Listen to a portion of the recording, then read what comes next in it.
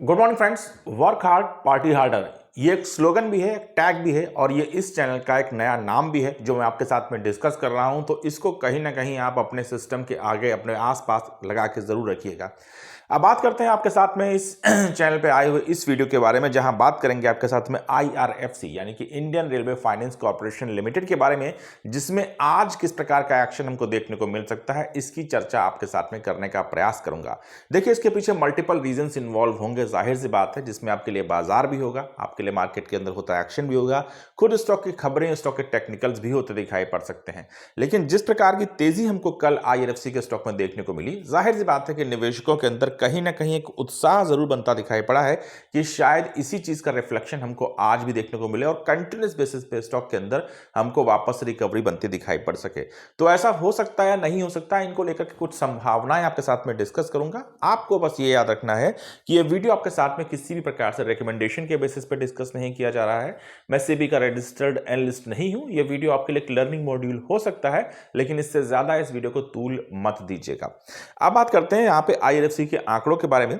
तो IRFC कल के दिन हमको 150 रुपए 76 पैसे बंद होता दिखाई पड़ा था। 2 रुपए 56 पैसे की तेजी स्टॉक में देखने को मिली, जो कि 1.73% या मैं कह सकता हूं कि 1.25% के बराबर रही थी। स्टॉक का ग्राफ भी कल हमको काफी मजबूत देखने को मिला। शेयर हमको 152 रुपए 90 पैसे के हाई पे पहुंचता दिखाई पड़ा और कल के लो जो थे वो 148 रुपए 71 पैसे के थे, जो शुरुआती दौर में आए थे। और स्टॉक उसके बाद में थोड़ा सा जंप करने के बाद में पूरे दिन हमको मजबूत दिखाई पड़ा।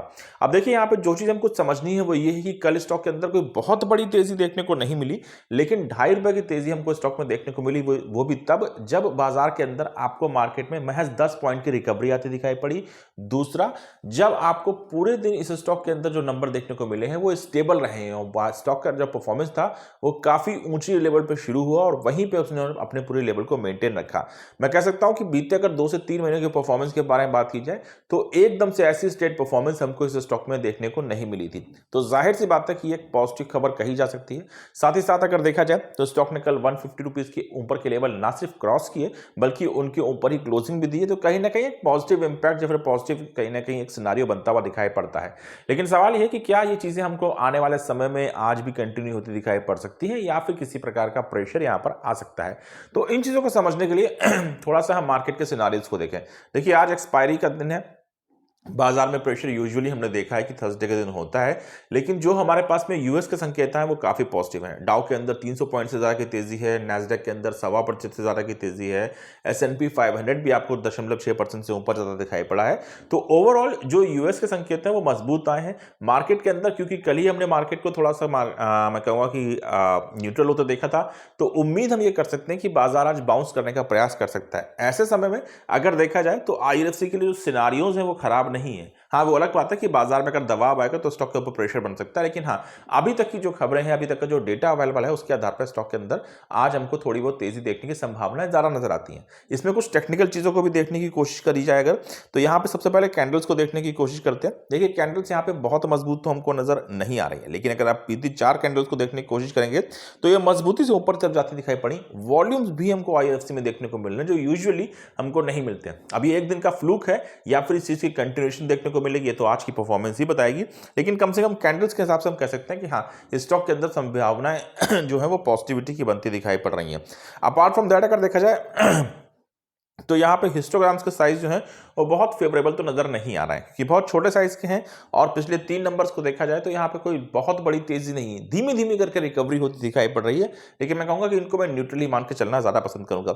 जहां तक बात करी जाए MACD लाइन की तो यहाँ पे पॉजिटिविटी जरूर देखने को मिल रही है, लेकिन कोई बहुत बड़ी तेजी की संभावनाएं नहीं बनती नजर आ रही है। अब बात करते हैं यहाँ पे इस स्टॉक के लिए RSI के बारे में। तो RSI इस समय 57.86 के ऊपर है, हम इसको 58 के आसपास भी मान के चल सकते हैं। ये नंबर मुझे पॉजिटिव दिखाई पड़ रहा है पिछले 1 महीने के हिसाब से, अगर मैं इसको स्टडी करने की कोशिश करूं, जहां स्टॉक का RSI हमको एक समय पर 37 के लेवल के भी गिरता हुआ दिखाई पड़ा था और उससे पहले तो स्थितियां और भी खराब थी। तो हम कह सकते हैं कि टेक्निकली स्टॉक में बहुत कोई बड़ी तेजी नहीं आई है, क्योंकि कल स्टॉक ने अगर बाउंस किया है तो कोई ऐसा बहुत बड़ी चीज नहीं है।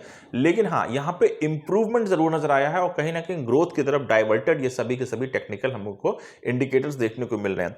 तो ऐसे समय में मैं ये जरूर कह सकता हूं कि हम इस स्टॉक से अगर किसी प्रकार की तेजी की एक्सपेक्टेशन एक्सपेक्टेशन लगाते हैं तो वो बिल्कुल भी गलत नहीं है। लेकिन अगर मैं आपके साथ में अपनी ऑनेस्ट ओपिनियन के बारे में बात करूं तो एग्जैक्टली मेरा मानना यह है कि इस स्टॉक के अंदर आज किसी बड़ी तेजी की संभावनाओं को मैं थोड़ा कम देखता हूं। मैं ये नहीं कहता कि स्टॉक पॉजिटिव नहीं आएगा या यहाँ पे प्रॉफिट बुकिंग आएगी, लेकिन हाँ मुझे लगता है कि स्टॉक थोड़ा बहुत ऊपर चलने का प्रयास करता दिखाई पड़ सकता है, लेकिन कोई बड़ी तेजी बने इसकी संभावना मुझे लगभग ना के बराबर दिखाई पड़ती है, क्योंकि स्टॉक के अंदर अपनी कोई पोटेंशियल वैल्यू भी हम लोग को जनरेट होती नजर नहीं आई है। मार्केट के फ्लो में स्टॉक बढ़ सकता है, लंबे कंसोलिडेशन के बाद में बाउंस के आधार पर स्टॉक में तेजी देखने को मिल सकती है, लेकिन कोई बड़ा नंबर, कोई महत्वपूर्ण यहां पे स्टॉक के द्वारा कोई रेजिस्टेंस को ब्रेक किया जाएगा, इसकी संभावना मुझे कम दिखाई पड़ती है। अपसाइड के बारे में बात करूं तो मुझे लगता है कि स्टॉक के अंदर हमको आज हो सकता है कि 152 और हो सकता है 154 रुपए तक के नंबर पे देखने को मिल जाए, जो स्टॉक के लिए अच्छे संकेत हो सकते हैं आने वाले भविष्य के लिए।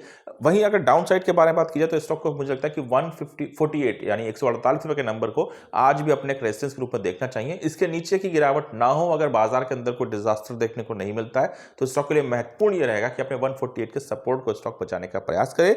अप साइड में मुझे लगता है कि अगर स्टॉक के अंदर हम किसी प्रकार की पॉजिटिव चीज को देखना चाहते हैं तो कम से कम जो मिनिमम जो लीस्ट नंबर है वो 155 रुपए का होना चाहिए, जिसको क्रॉस करे तब हम किसी प्रकार के पॉजिटिव डायवर्जन के बारे में सोच सकते हैं। अन्यथा थोड़ा बहुत तेजी की संभावना मैं कह सकता हूं स्टॉक ग्रीन नंबर पे बंद हो, इसके भी चांसेस जरा दिखाई पड़ते हैं, लेकिन कोई बड़े नंबर एक्सपेक्टेड देखने को मिले या कल ही जैसी परफॉर्मेंस हमको रिपीटेड होती दिखाई पड़े, अगर ऐसा हो जाए तो बहुत बढ़िया है, लेकिन इसकी संभावनाएं मुझे बहुत ज्यादा इस समय से स्टॉक में नजर नहीं आ रही है। फिलहाल इस वीडियो को आप सिर्फ और सिर्फ अपनी स्टडी के लिए इस्तेमाल कीजिएगा, किसी प्रकार से मार्केट के अंदर ट्रेडिंग इन्वेस्टमेंट करते समय इस वीडियो को आप ना इस्तेमाल करें। हाँ, चाहे लर्निंग स्टडी के लिए चाहें तो उसका उपयोग आप कर सकते हैं, लेकिन फाइनेंशियल कोई भी अगर डिसीजन ले रहे हैं तो आपके फाइनेंशियल एडवाइजर की ओपिनियन के आधार पर ही होना चाहिए। Thank you so much, have a nice day.